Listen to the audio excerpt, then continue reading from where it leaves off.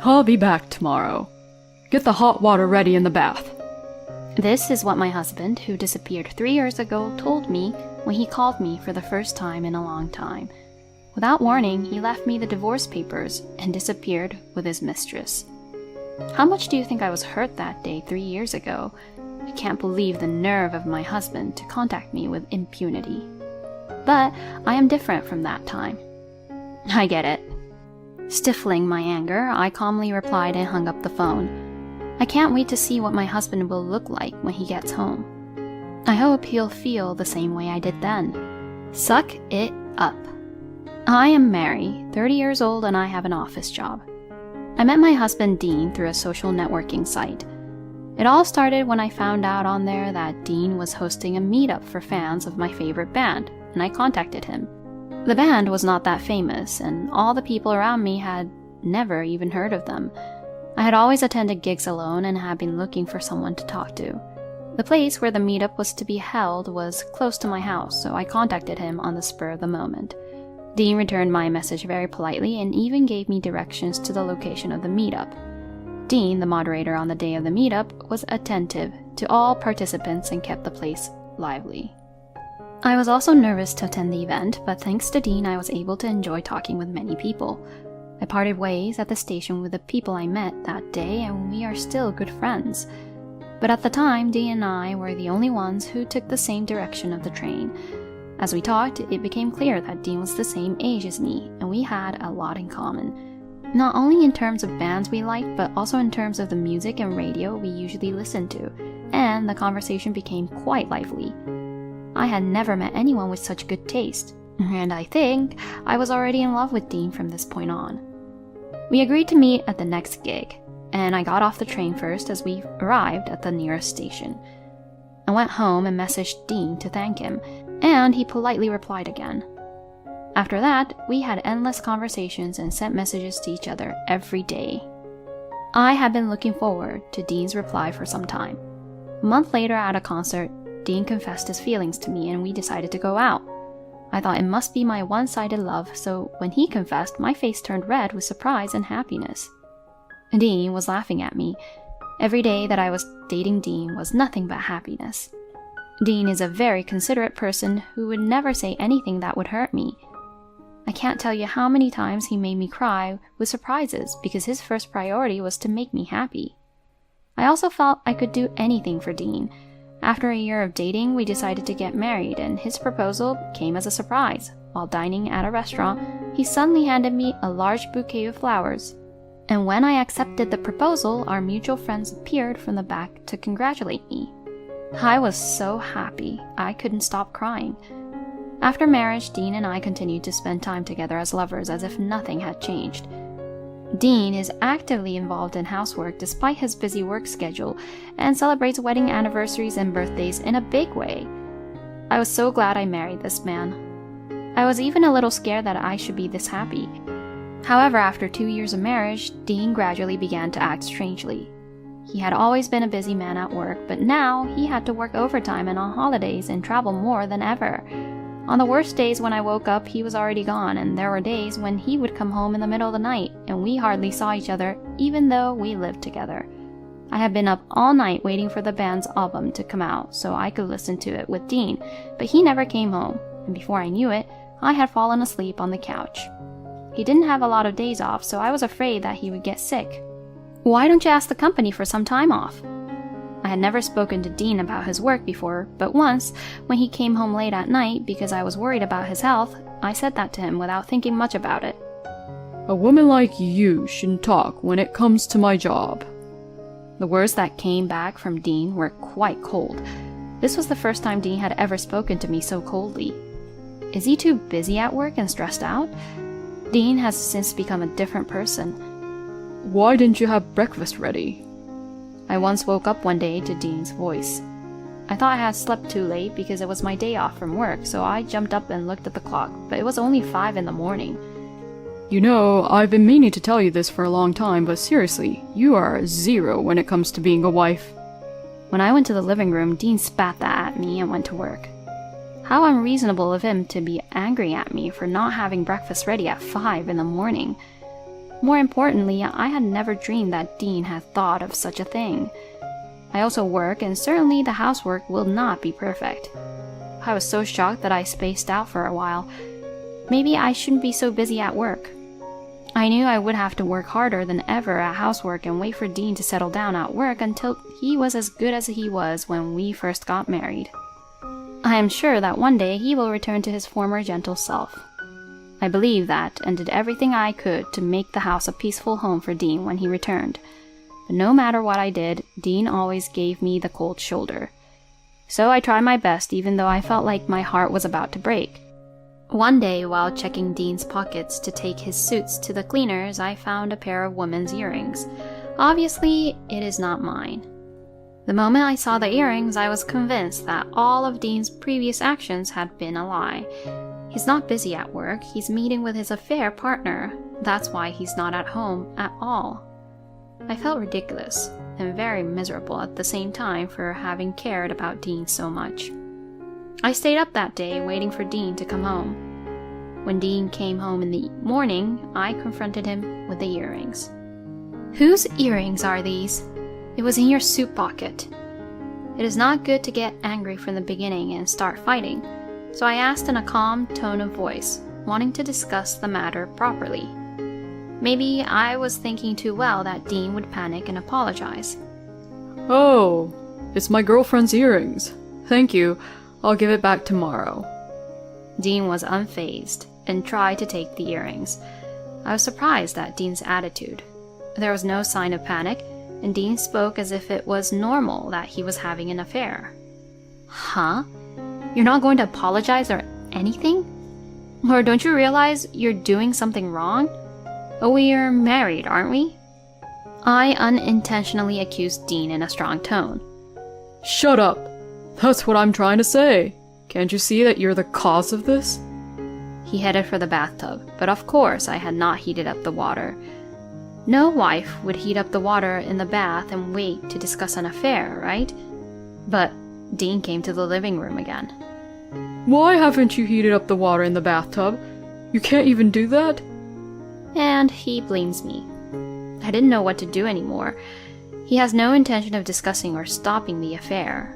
There were so many things I wanted to say, but I felt like there was no point in saying them. I couldn't say anything back, and all I could do was cry. I decided to go to my bedroom in silence, crying on my bed, and without me falling asleep, morning came. Dean did not come into the bedroom that night. When I left the bedroom, Dean was already gone in the house. Did he leave in anger? Stunned, I enter the living room and discover something shocking on the table. There already was a divorce document signed by Dean and a short letter he left behind. Goodbye. Sign these and send them out. That was all the letter said. I rushed to contact Dean's phone, but he seemed to refuse my calls, so I couldn't contact him. Is it possible for a couple to quit so easily? Was it wrong that I blamed him? That day I took off work and called my in-laws.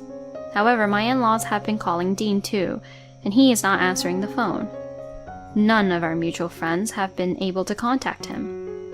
I also called Dean's company, and to my surprise, he resigned 2 weeks ago. On second thought, it is also strange to have divorce papers ready in the middle of the night. Perhaps this was planned.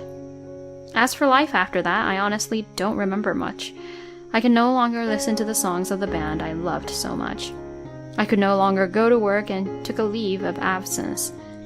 The emotional scars did not heal easily, and I was unable to leave the house for many months.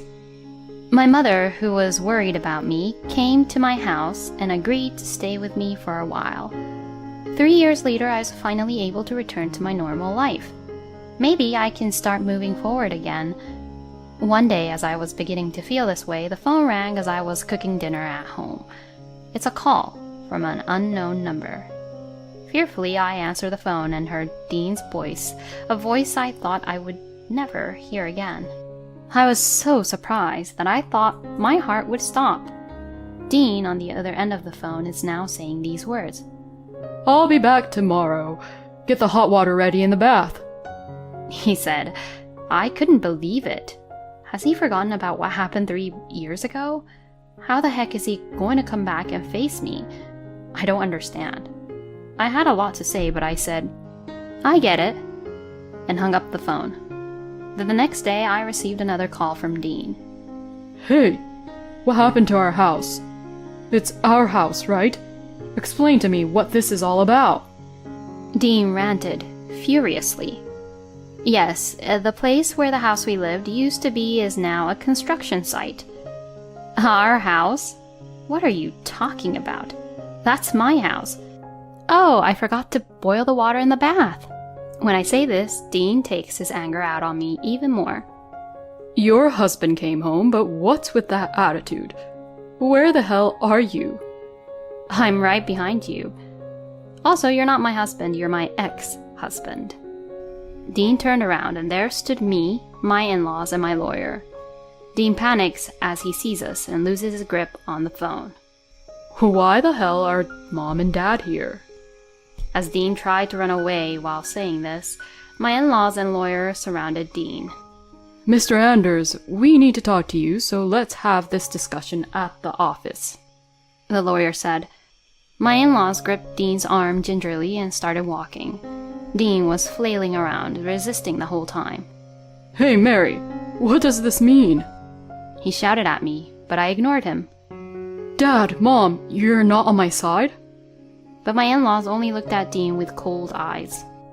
I am sure they have a lot to say, but they must be holding back until they get to the office. We walked about 5 minutes to the lawyer's office and sat Dean down. Here are the documents regarding alimony. The lawyer spoke matter-of-factly about the fees. I ain't got the money to pay for this crap. Dean quickly tore up the papers, but soon the lawyer brought out some extra copies on his desk. I guess he had prepared several copies in anticipation of this happening. You should pay alimony to Mary for cheating on her and causing her emotional distress. Mary's heartbreak cannot be mended with money, but it's the least you can do, the lawyer said, glaring at Dean. Don't be silly. We'll just go back to our lives again. What happened to the house in the first place? Dean ignores the lawyer's words and turns to me and my in-laws to ask. The house is mine. Did you forget all that after 3 years? I don't want the house I spent time in with you anymore, so I've decided to tear it down and turn it into a parking lot.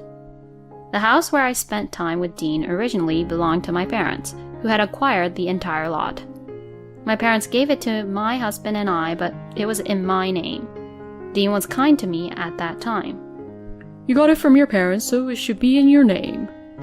But I guess he doesn't remember that anymore. I don't remember that. If you're going to turn it into a parking lot, you're going to split some of that revenue with me, right?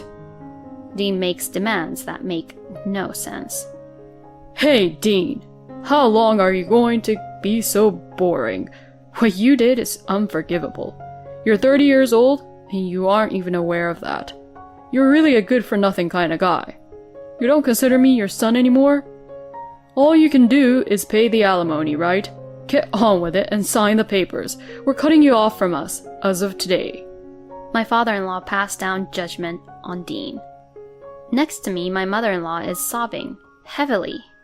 Your father is right. The only way left for you is to pay your alimony and be gone from our sight. As I said that, he replied, I'm sure you were a little glad for me to be back, even though you were lonely and alone. Mary, you don't have to be so tough. Dean said with sarcasm, but I laughed. Huh? No one here is lonely or happy at all. I never wanted to see your face again for the rest of my life. I'd be glad if I could get you to pay me alimony, though, I said. And now, Dean was crying. Don't say that. Mary, I'm sorry. Let's start over again, he said. I was dismayed to see Dean. Don't be silly. There's no way I'm going to start over. Back then, you served me those divorce papers right then and there. And besides, I'm already remarried. As I say that, I'm her husband, Jude. My lawyer introduced himself. When Dean disappeared, I was too depressed to do anything. It was the friends I met at the meetup where I met Dean who helped me at that time. They came to my house every day and listened to me. One of them introduced me to Jude, my lawyer, and now husband. With Jude, we discussed with our friends whether we should try to locate Dean. Jude advised me that if I wanted a divorce or wanted to file for alimony, then we should look for Dean. I didn't want to start over again. I didn't want to see his face. We agreed that if he showed up someday, we would charge him a huge fee. It was also Jude who advised me to turn the house I lived in with Dean into a parking lot. Jude advised me as a lawyer, but also provided emotional support. After several meals with friends, he and I became friends and decided to go out with each other. And we just got married a few months ago. Huh? Remarried? So what am I supposed to do? Dean started ranting like a child. I don't know. You brought this upon yourself. Why don't you just sign the papers and go to your beloved mistress? I said, and Dean threw his hands up in defeat and signed the document begrudgingly. Come on, can we please just split it up? Dean looked at me, his voice strained. No one is going to do you any favors, right? Make sure you pay her on time. Before I could answer, my father-in-law threatened Dean, and Dean took his bag and ran from the office as if to escape. After Dean was gone, my in-laws bowed deeply and apologized. Until he pays the alimony properly, I will take the responsibility as a parent. Mary, I am so sorry for the long wait. Jude then responded. Now that he has already signed the paperwork, I'll do what I can to make sure he pays. So, thank you for your time today. Dean gave us the runaround at first, but Jude firmly made him pay in a lump sum. According to Jude, Dean has no savings at all, and he has to make do with a day job to make ends meet. The alimony was paid with a loan. He had been living like a pimp after he left that day. The affair was with a woman who seemed to have very good money, and he was completely spoiled. However, Dean was not willing to work at all, and the woman got fed up with him and kicked him out of the house. Dean, who had not worked for a long time and had no savings, seemed to be walking aimlessly on the street and came up with the idea of coming back to me. He probably thought he could use me in such a convenient way. I think I was able to fight Dean because Jude was next to me, and I am stronger than I was then. After the fee was paid, I blocked any communication from Dean. I don't know what he is doing anymore. Jude and I are enjoying our honeymoon. Jude doesn't say anything if my housework isn't perfect. It's okay to get better at it, little by little. I'm not very good at housework either, so if anything, you've been doing all the work for me, and I have no excuse, he'd say. Sometimes we have small fights, but he never raises his voice and listens to me sincerely. Since marrying Jude, I can finally listen to my favorite band again. It seems that Jude had never heard of it, but when he heard the song, he liked it. I will be going to a concert next month with my friends and Jude. I am now spending my days looking forward to that day. We discovered a hidden camera in the living room. My husband, let's set a counter trap. Here's the unexpected result. This has got to be a joke. Why is this here? My favorite houseplant was placed next to the TV. Hidden between the leaves was unmistakably a surveillance camera. Even though it's small, they would be able to clearly see what's happening here. I was deeply terrified to realize that such a thing had been set up without my knowledge. I quickly told my husband, who looked surprised for a moment before falling into thought. Then he gave me a sly smile and said, "Well, then it's our turn to strike back." As a result of his countermeasure, an unexpected person was revealed. My name is Stephanie Bonvalot, 27 years old, and I'm a regular employee at a pharmaceutical company. My company is fairly well known in the industry and is a recognized large-scale company. They treat their employees well, and the benefits are incomparably solid compared to others. Of course, the job isn't easy, and I do work overtime during busy periods. But thanks to this, I'm able to live comfortably. Another reason I can lead such a life is my husband, Jackson. We got married a year ago. He's a certified clinical laboratory technician and works at a hospital. We originally met when I went to the hospital to sell medicine. I never thought we would become a married couple when we first met, but now, thanks to him, we're leading a happy married life. When I got home from work that day, I could smell a pleasant smell from the back of the room. When I opened the door to the living room, there was my husband wearing my apron and cooking dinner. "Oh, hi, babe. Welcome back." "I'm home." "Wait, isn't that my apron?" "I couldn't find mine, so I borrowed it. Dinner will be ready soon." "Aw, thank you. You must be tired too, honey." "Not at all. It's just a quick stew, and let's make spaghetti with the leftover stew tomorrow." "Sounds good. I think I can get home a little earlier tomorrow, so I'll pick up some spaghetti on the way back." While both of us are busy, thanks to his support, I can live each day without pushing myself too hard. I can only be grateful to him for willingly taking the lead in household chores without a word of complaint. To an outsider, my married life might seem perfectly smooth. However, there was one issue that bothered me. It was my mother-in-law, Cynthia. She dotes on her only son, Jackson, and has apparently spoiled him to an extreme extent.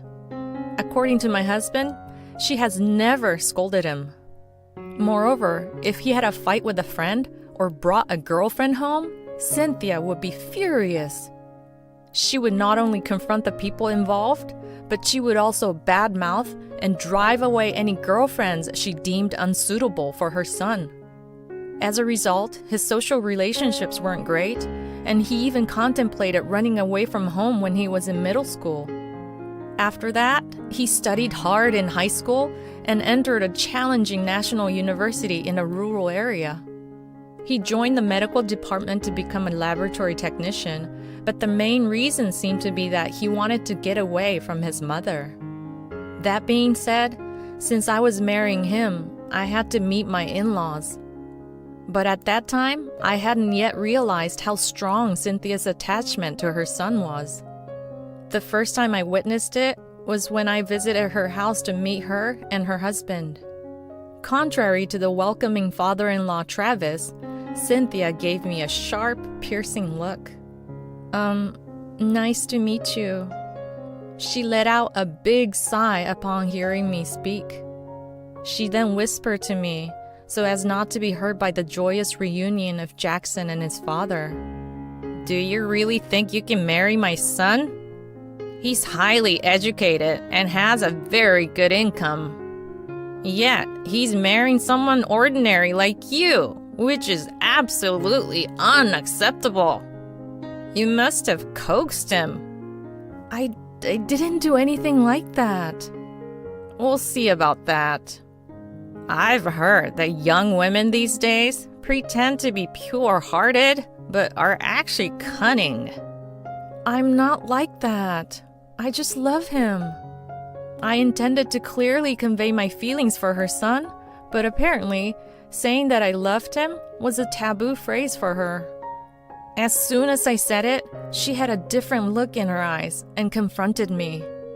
Then, in a voice much lower than one would expect from her beautiful face, she said, "Stop it. You're just trying to get money from my son." "I'm not thinking about that at all. I'll make sure to tell him.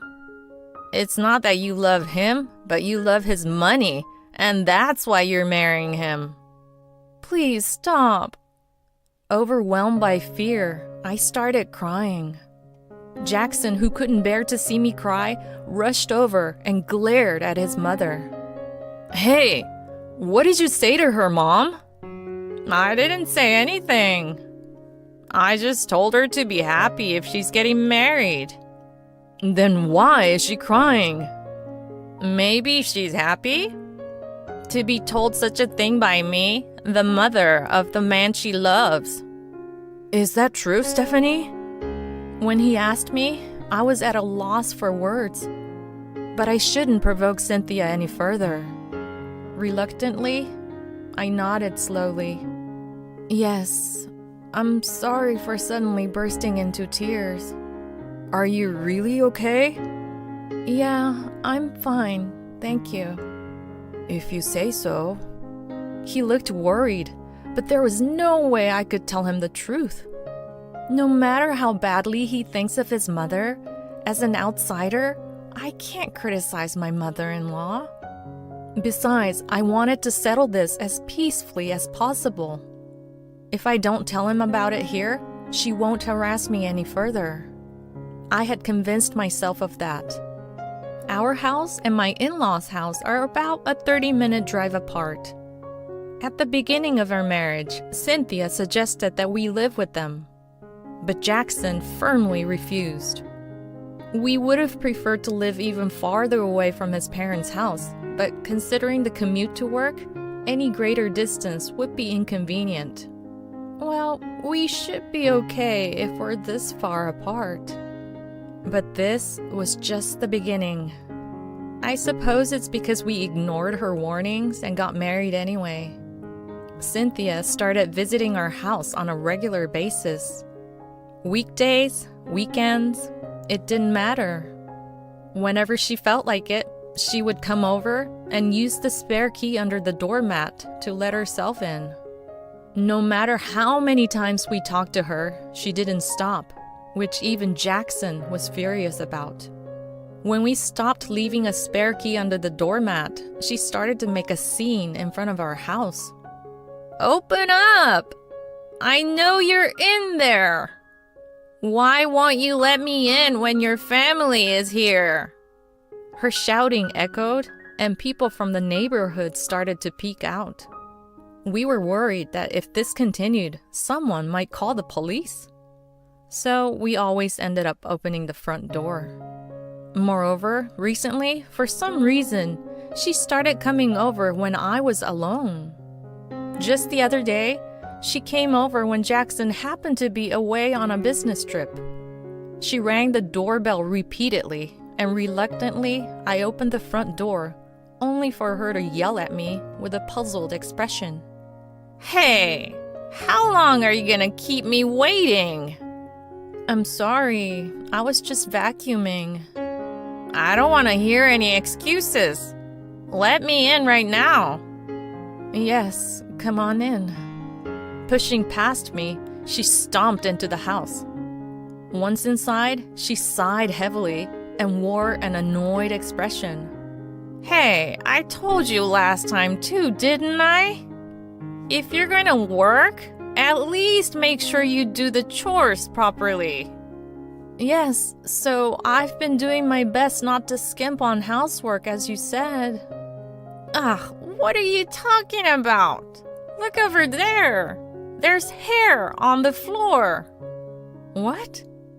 When I stared at the floor, sure enough, there was a piece of gray hair. But no matter how I looked at it, it was obviously hers. Even though it was her hair, she acted as if my cleaning wasn't up to par. I was astounded by this. The stupid hair, isn't that yours? Why do I have to put up with such false accusations? Without considering my feelings, she seated herself on the sofa and began to relax, operating the latest TV and household appliances as if she was familiar with them. In this space, without Jackson, all I could do was endure. Then one day, I had come home from work earlier than my husband and started cleaning a bit before preparing dinner. I didn't have much time, so I quickly cleaned parts that I usually don't pay much attention to, like the TV stand. That's when I saw it. This has got to be a joke! Why is this here? My favorite houseplant was placed next to the TV. Hidden between the leaves was unmistakably a surveillance camera. I tried to calm my pounding heart. Why is there a surveillance camera in our house? Even though it's small, they would be able to clearly see what's happening here.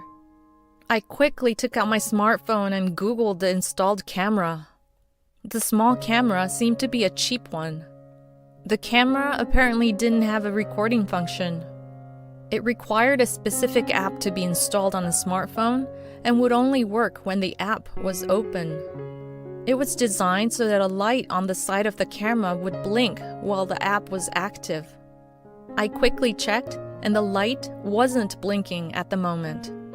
This means that whoever had installed the camera didn't know I had discovered it yet. When Jackson came home, he was taken aback to find me sitting at the entrance. "What's going on, honey? Why are you sitting here?" "It's bad. You need to know something." "What? What is it?" "There's a surveillance camera installed in our living room." "Seriously?" He slowly nodded, and then he seemed to be deep in thought. Eventually, he quietly asked, "Do you have anyone in mind?" "Well, I thought so.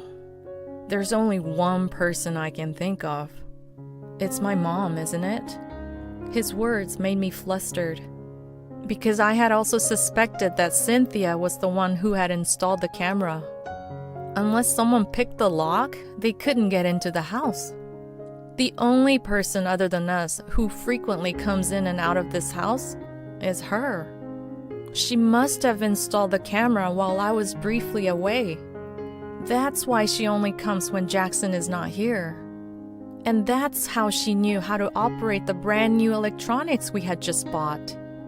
She must have been spying on our daily life. There's no other explanation.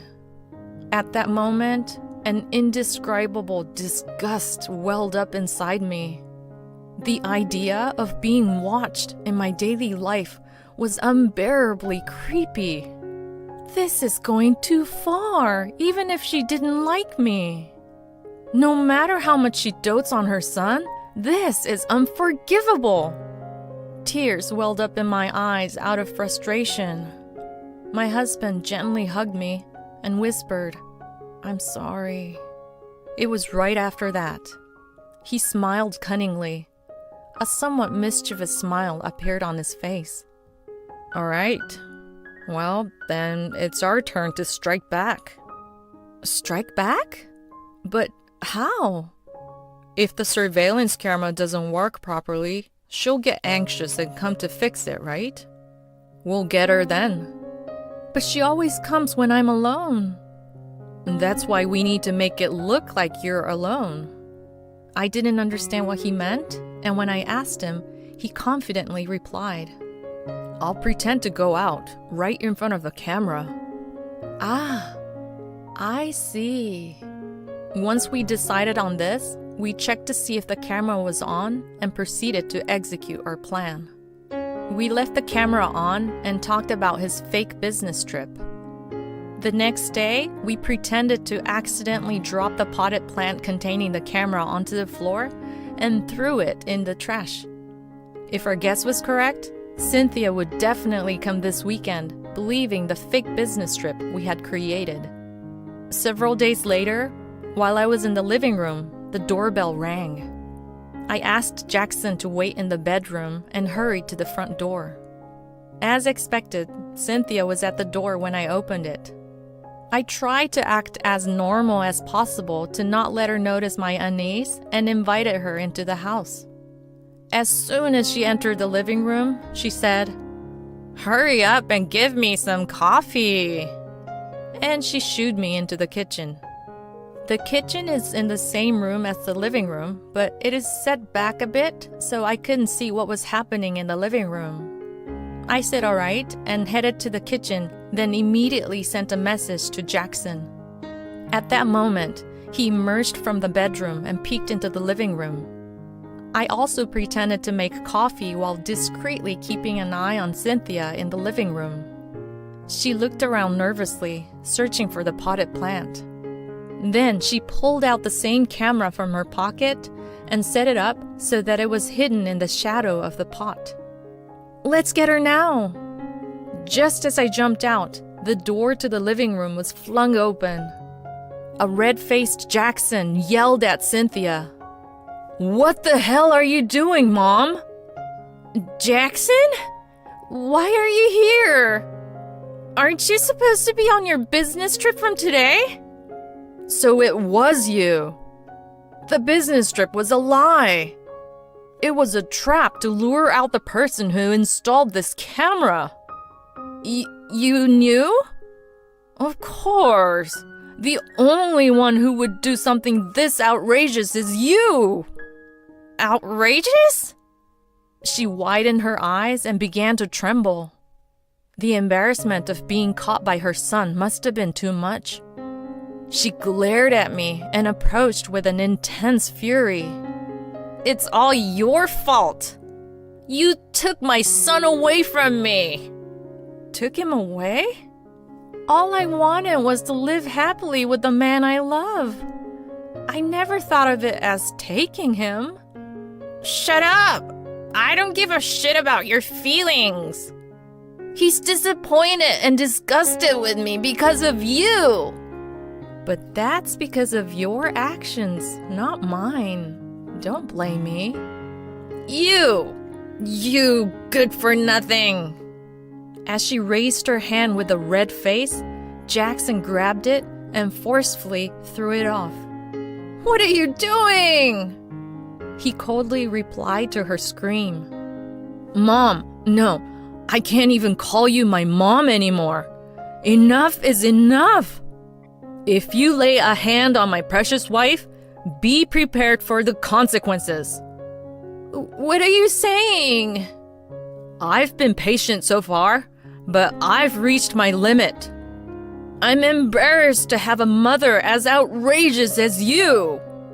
I no longer consider you my mother anymore." At his words, Cynthia's eyes widened in shock. He continued mercilessly towards her, who likely didn't understand the situation. "There's no way I can consider a lowlife like you as my mother. How can you hurt the person your son chose and be okay with it? I will never forgive you. And I will never acknowledge you as my mother, no matter what." Wait! Please wait, Jackson. "Get out! Leave this house right now, and never show your face again." At his words, she began to tremble. Eventually, she fled the house, seemingly on the brink of tears. Afterward, he told the whole event to his father, Travis.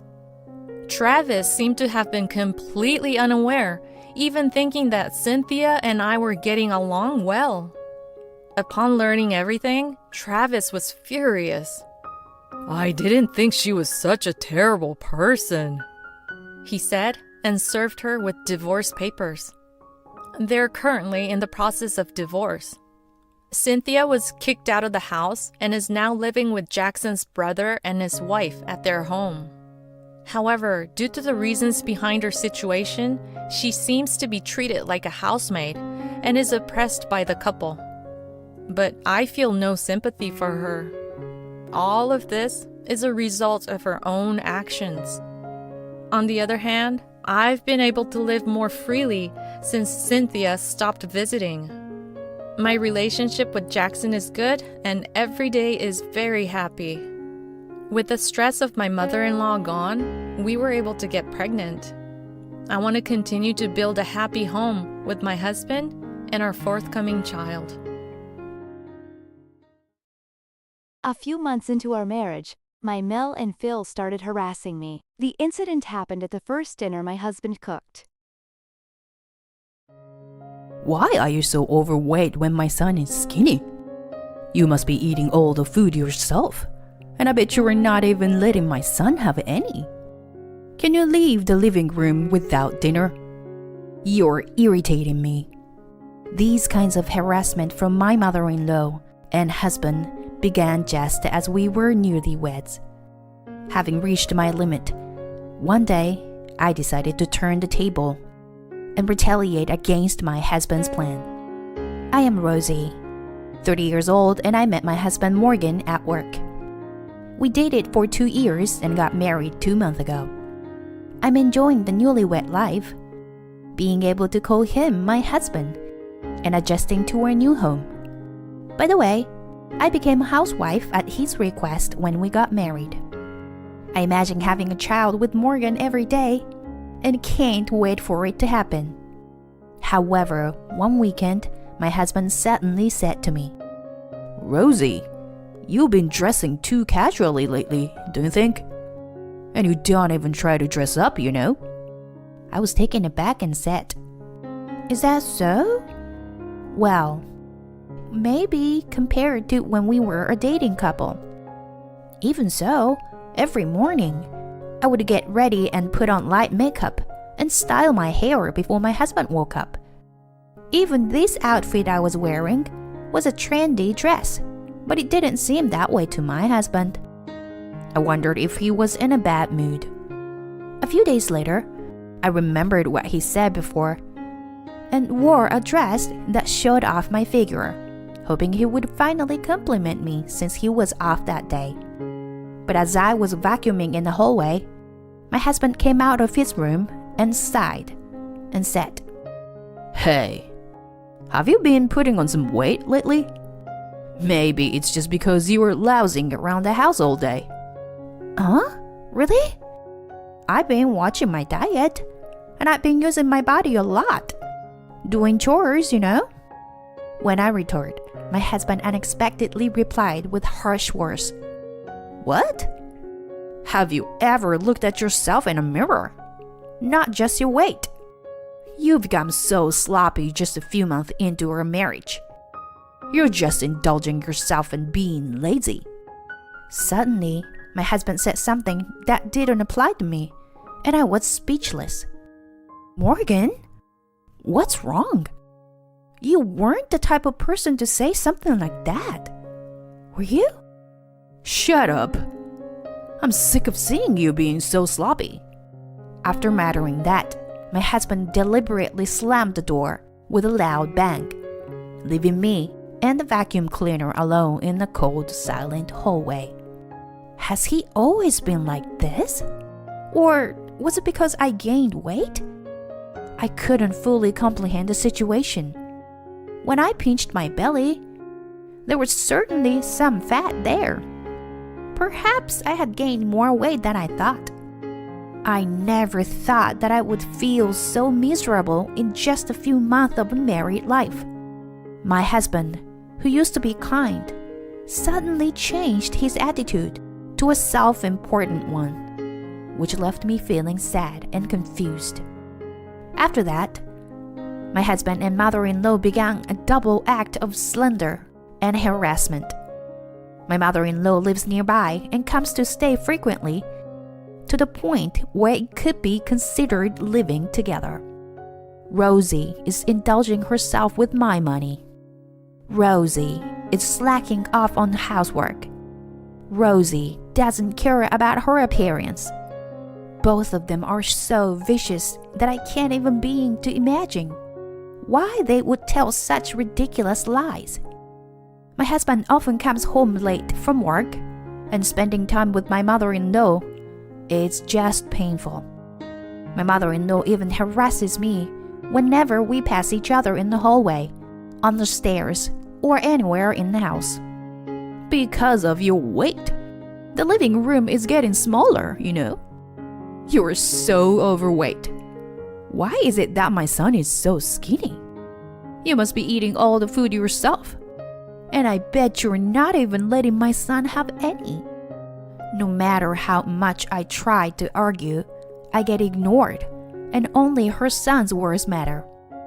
During meals, my food is often taken away from me. Do you really need this meal? Rosie, can you leave the living room? You're irritating me. Every time I get harassed, I always think to myself that they are just in a bad mood today, and tomorrow we'll be on good terms again, and my husband will be on my side. I kept telling myself that. However, my husband has been ignoring me more and more, when I try to talk to him since then. He doesn't even greet me in the morning or at night. I try my best to keep talking to him, but since the day we stopped sleeping in the same room, we lost our communication. The only communication we had was his constant belittling of me, and it made me increasingly anxious about our life together. Despite this, I thought I had to repair our relationship and mustered up the courage to talk to my husband. "Hey, Morgan, it is tough being ignored like this. How much longer are we going to live like this?" What? Because I only talk to decent people. I don't want to be seen as someone who has an overweight wife like you. If you want to talk to me, lose some weight first. Got it? As expected, I got angry and argued back. "What's wrong with you? Sure, I might have gained a few pounds, but it's only a few. Why do you have to say things like that?" When I said that, my husband yelled back at me. Don't even talk anymore. After my husband's one word, the conversation ended forcibly. From then on, no matter how much I tried to talk to him, he wouldn't answer me at all. I'm not treated as a proper person in this house, and I don't even know why. Maybe that's just his true nature. In the end, is my husband, just like my mother-in-law, an enemy? I was starting to give up on our relationship. Several weeks later, I was gathering up leftovers in the kitchen. Oh, Rosie, are you already preparing dinner? My husband said that with a smile after not talking to me for a long time. Huh? I'll make dinner for once. Huh? Okay. I just nodded, afraid that saying something might upset him. Did something change in his feelings? No. There's no way he could suddenly be kind after pushing me away like that. Rosie, you haven't been eating much lately, have you? It might just be in front of me, but I feel sorry for you. So, I'll make my specialty dish for you today. It was the first time since that day that my husband spoke to me, and I sat quietly in the living room, waiting for him to work in the kitchen. 30 minutes later, he brought the dish he made to the table. It was a dish of chili beans, with separate portions for each of the three of us. They looked similar, but I immediately sensed that something was off. Oh, we need more spoons. I carefully observed the chili beans that were served on my plate, while my husband went to get a spoon. Then, a pungent smell hit my nose, and I immediately knew what it was. I strongly felt that this was absolutely unacceptable, and I could feel my frustration and anger building up inside me. In that moment, I made a firm decision to get my revenge. "Hey, Morgan, how about having some beer too?" Yeah, that's a good idea. Beer goes well with chili beans.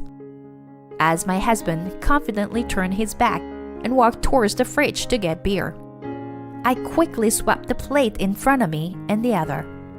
Just then, as usual, my mother-in-law appeared, spewing her usual sarcastic comments, and sat in front of me. Rosie, why are you sitting before us? Who do you think you are?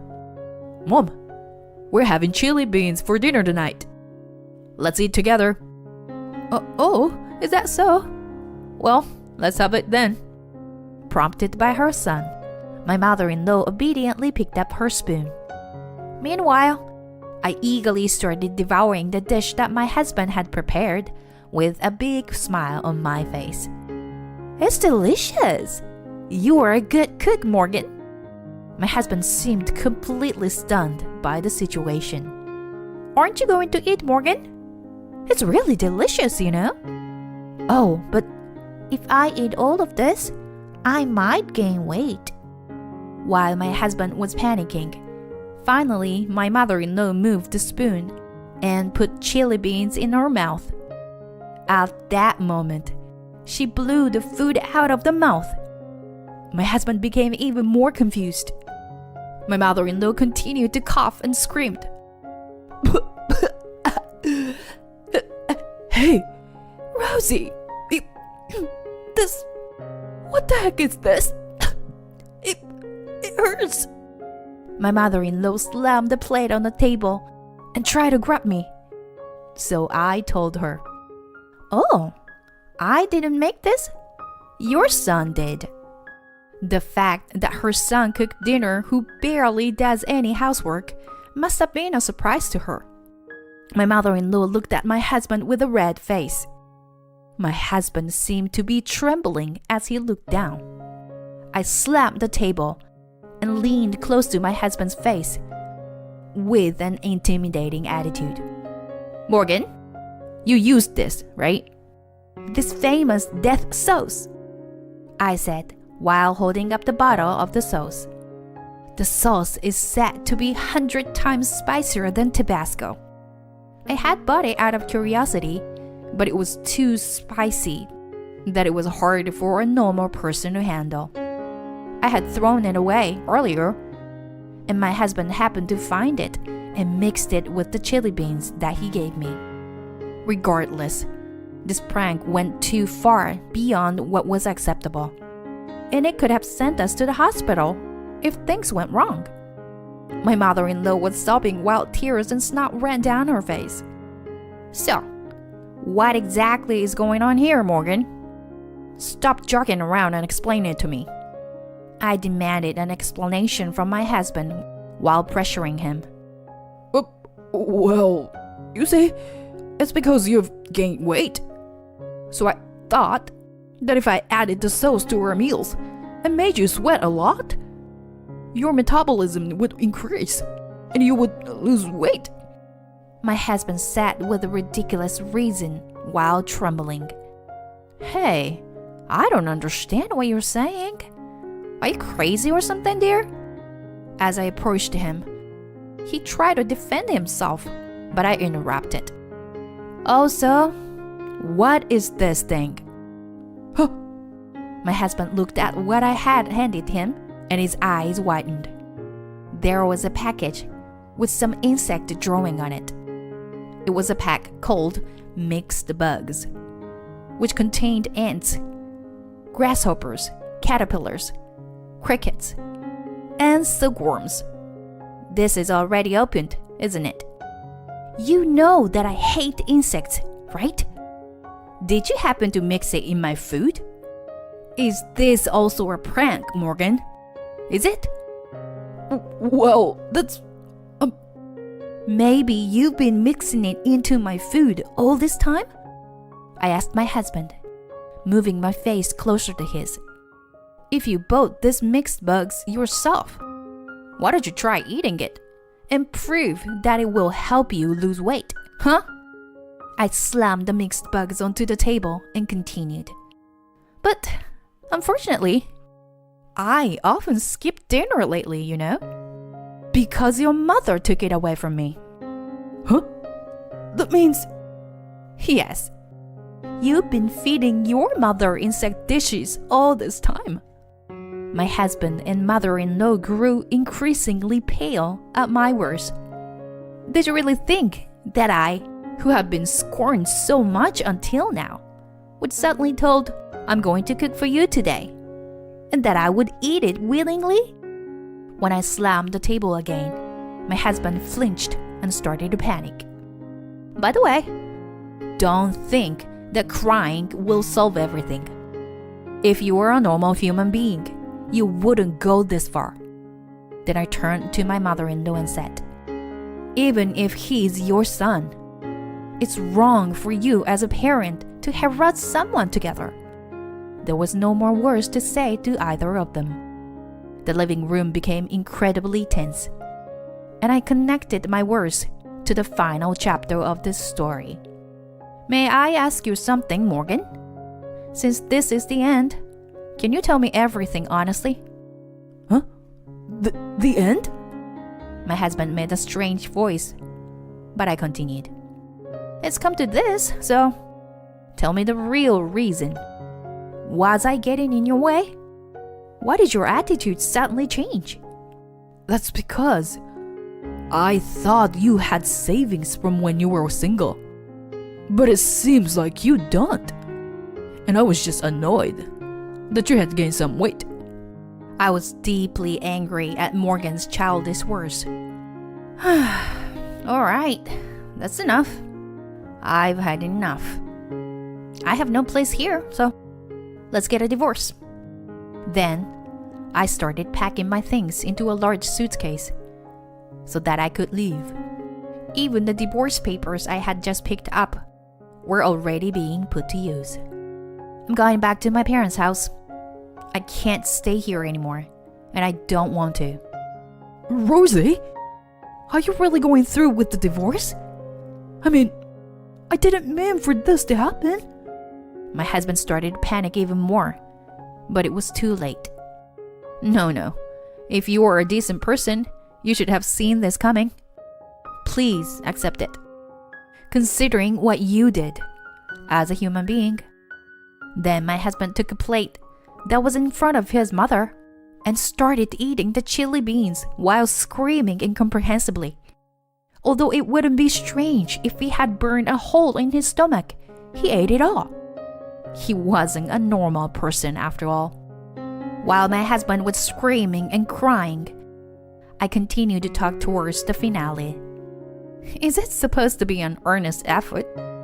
I don't think you realize it, but you haven't even apologized yet.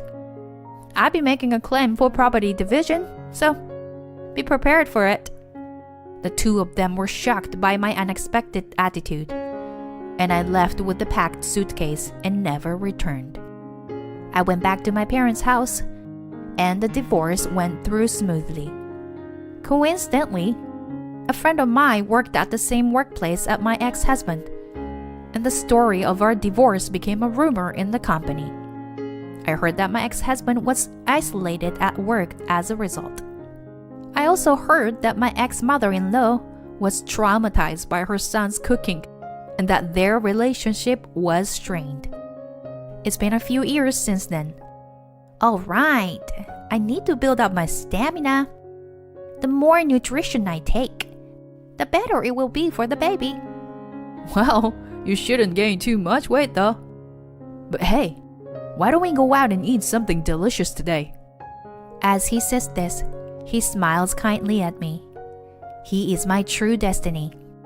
My first marriage ended unexpectedly, but that's why I am truly grateful to have met my current husband.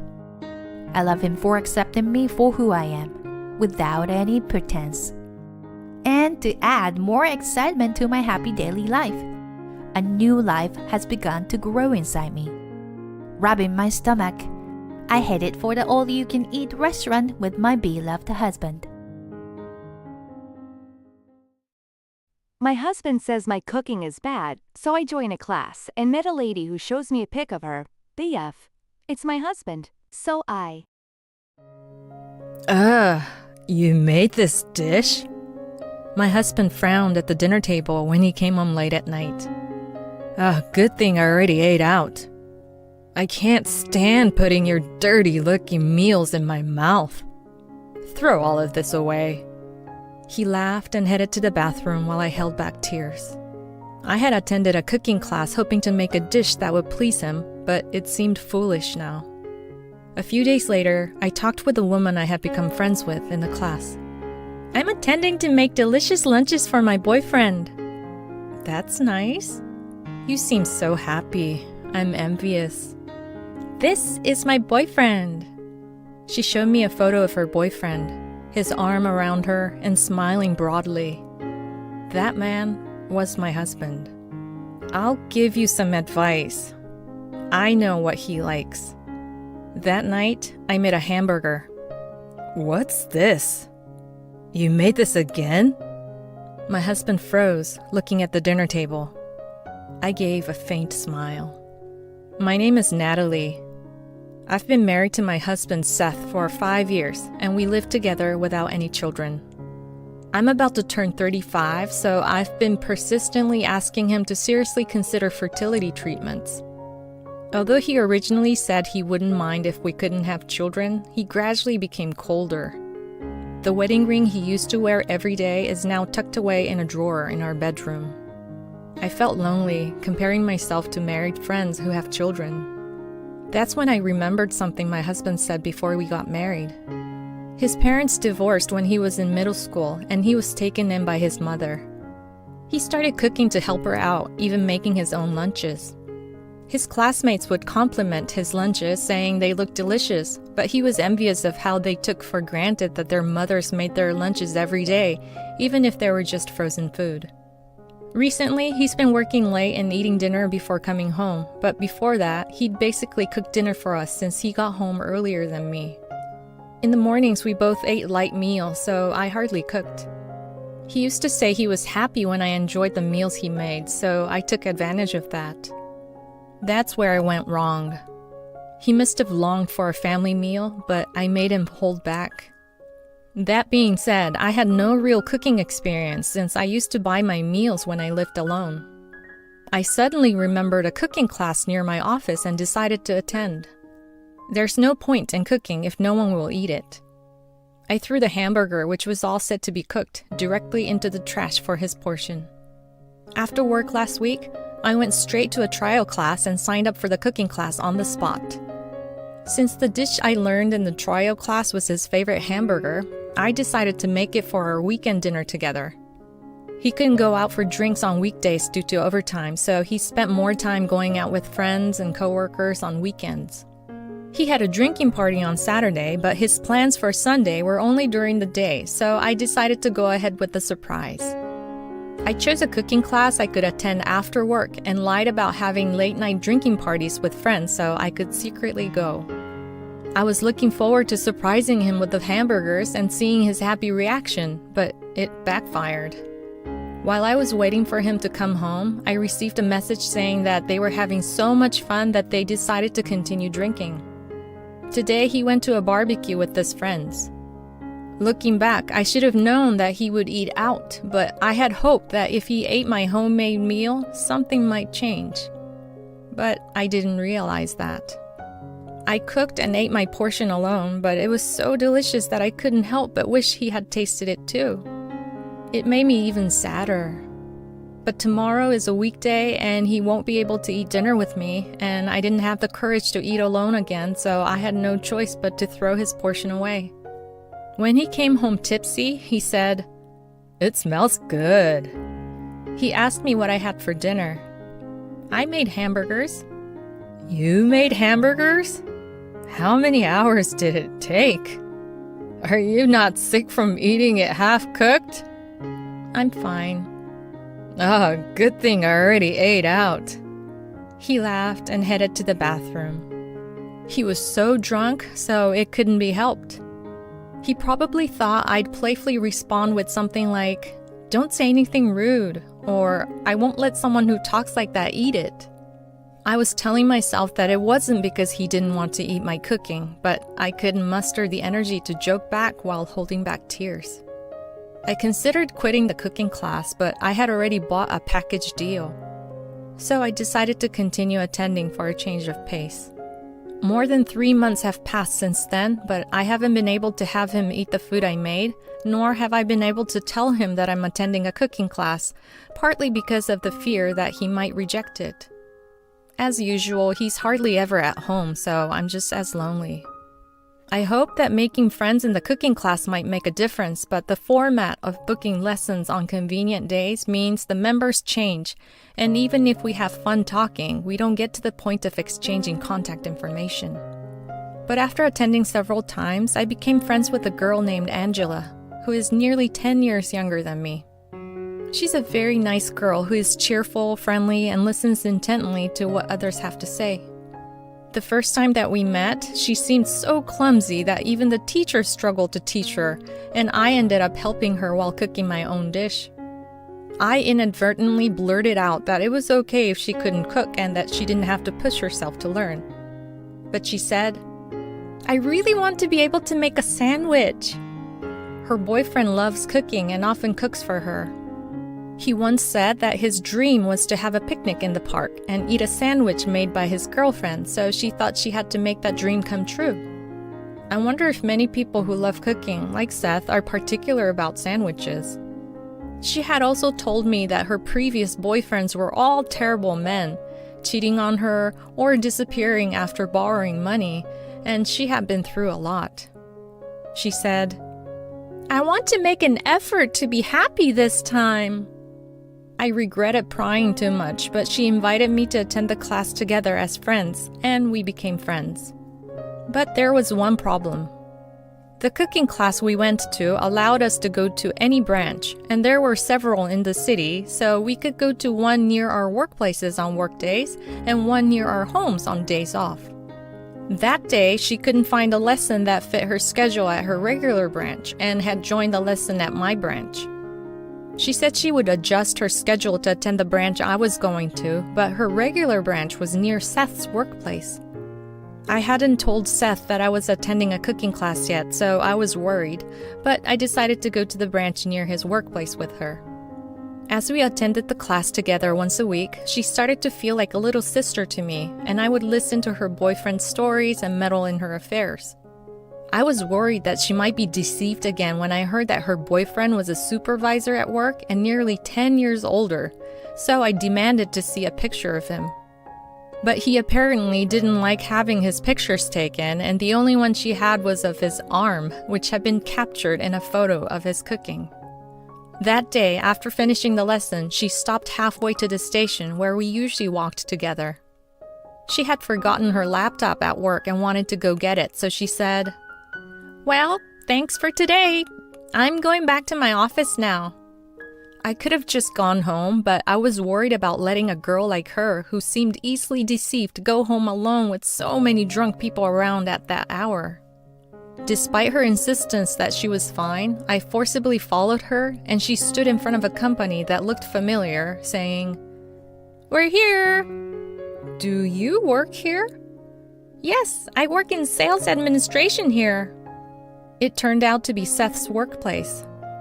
Suddenly, my brain went into overdrive, connecting the dots that had been scattered before. The similarity in Seth's attachment to sandwiches and her boyfriend's. Seth, who had been promoted and returned to the sales department as a manager, had more overtime. Angela, a sales administrator at this company, who sometimes referred to her boyfriend as manager. Realizing that my husband and Angela's boyfriend were the same person, I was confused. Unaware of my confusion, she said, "I'll be right back," and went inside.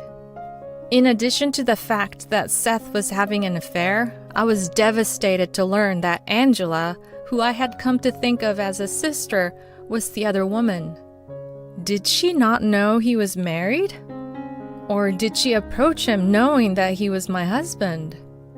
Time flew by as I thought about it, and she came back with someone. The moment I saw their figures, I quickly hid behind the company's information board. "I didn't know you worked this late." "Hey, are you saying I'm always slacking off? On the days I go to your house, I leave early and finish my work the next day." "Is that so? I didn't know that." "It's fine. I want to see you." As the two of them talked intimately, my head went blank. I barely managed to send a message to Angela, who was looking for me, saying, "Sorry, I have to go home now." "Oh, it seems the woman I told you about earlier suddenly had to go home." "Well then, maybe I'll stop by your house for a bit." The two of them walking towards the station with their arms around each other would undoubtedly look like a couple to anyone who saw them. But I am his wife. That night, Seth didn't come home until past midnight. On Sunday night, I was standing in the kitchen. "Actually, I've been practicing my cooking." "So that's why you made hamburgers before," he said, still looking at his smartphone. He claimed to have been meeting with a friend that day, but this time he had come home before dinner. "I think it's much better now." As I lined up the dishes on the table, He continued to play with his smartphone happily, never looking at me. He was probably exchanging messages with her. "It's ready." "I'll be the judge of that," he said, taking his seat with an air of superiority. When he saw the dishes on the table, he froze like an ice statue. "What's wrong? Hurry up and eat and tell me what you think." He tried to grab his fork but fumbled and dropped it on the floor. "I was just surprised because it looks so nice." "You can use my fork. Here." He began to eat the meat and potatoes with his trembling hand, and finally, in a voice barely audible across the table, he said, "It's delicious." "How about the spinach salad and soup?" he said in the same small voice as before. "It's delicious." "I'm glad. You said you wanted to take my homemade sandwich to a picnic, right? I'll make it next time, so let's go." For some reason, he spat out the soup he had been drinking. Then the intercom rang suddenly. Ignoring me as I tried to check the intercom monitor, he said, "I'll get it," and ran to the entrance. I went to the entrance a little after him, and he was frozen, once again, holding the door open. That's because Angela was standing there. Why are you here?" I called her over. "I wanted to ask you which one tasted better." "Seth, which meat and potatoes did you like better? The ones I made for lunch or the ones your wife made?" "I was told you like classic home-cooked meals like meat and potatoes and hamburgers." He seemed to collapse and sat down on the spot. It's no wonder. He had eaten the same meat and potatoes, spinach salad, and soup with the same seasoning and presentation at her apartment at lunchtime. I don't know if he noticed, but we had prepared the same dishes for this day, so they should have looked identical. It must have been terrifying for him. Well, they should taste the same. We're both attending the same cooking class. What? You never told me anything about that.